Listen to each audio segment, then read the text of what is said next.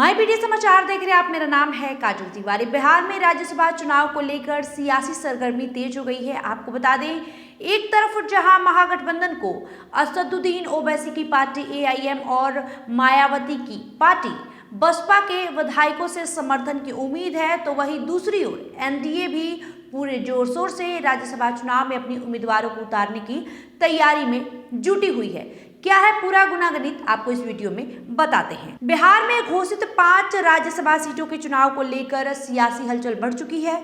इस बीच विपक्षी महागठबंधन ने कहा है कि वो एक सीट जीतने के लिए ऑल इंडिया मजलिस-ए-इत्तेहादुल मुस्लिमीन और बहुजन समाज पार्टी के समर्थन पर भरोसा कर रहा है। हालांकि इन दलों के साथ उसका अब तक कोई औपचारिक गठबंधन नहीं रहा है।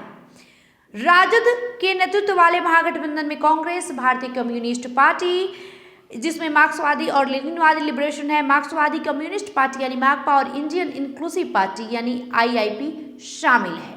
वहीं महागठबंधन के पास 243 सदस्यीय विधानसभा में 35 विधायक हैं, जो राज्यसभा की एक सीट जीतने के लिए आवश्यक न्यूनतम संख्या से ये 6 कम है। एआईएमआईएम के 5 और बसपा के 1 विधायक हैं, जिनके समर्थन से महागठबंधन अपनी दावेदारी की उम्मीद कर रही है।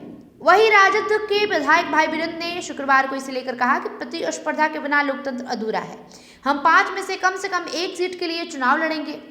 हमें विश्वास है कि एआईएमआईएम और बसपा के जो विधायक है वो हमें समर्थन जरूर देंगे।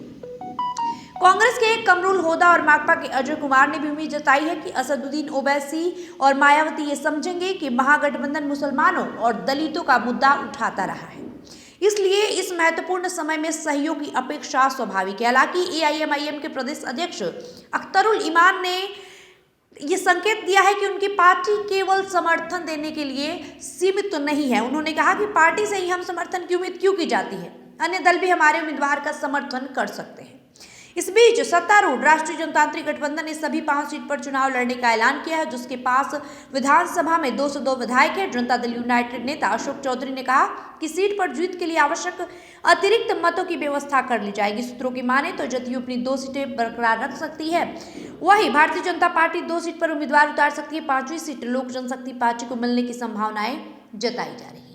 राज्यसभा चुनाव को लेकर दोनों खेमों की सक्रियता बढ़ गई है और आने वाले दिनों में राजनीतिक समीकरण और स्पष्ट होने की संभावना है। तो कहीं ना कहीं एक तरफ जहां एनडीए गठबंधन के पास पूर्ण बहुमत है, वो अपने उम्मीदवारों को उतारने की तैयारी जोर शोर से कर रही है, वहीं दूसरी ओर महागठबंधन के पास जो विधायकों की संख्या है, राजद और जो भी गठबंधन में है, सबका मिलाकर अभी भी एक राज्यसभा सीट के लिए न्यूनतम जो उम्मीदवारों की संख्या होती है उसमें से 6 कम हो रहा है। हालांकि अगर एआईएमआईएम और बसपा के जो 1 विधायक हैं, उनका समर्थन महागठबंधन को मिल सकता है, तो 1 सीट जो है वो इजीली महागठबंधन के लिए निकल सकता है। लेकिन इधर ओवैसी के जो विधायक हैं, जो एआईएमआईएम के प्रदेश अध्यक्ष अख्तरुल ईमान है, उन्होंने तो मीडिया कर्मियों से साफ तौर पर कहा कि हम लोग किसी को समर्थन देने के लिए ही पैदा हुए हैं, हम अपना उम्मीदवार उतारेंगे, पूछिए उनसे जाकर क्या वो हमें समर्थन करेंगे।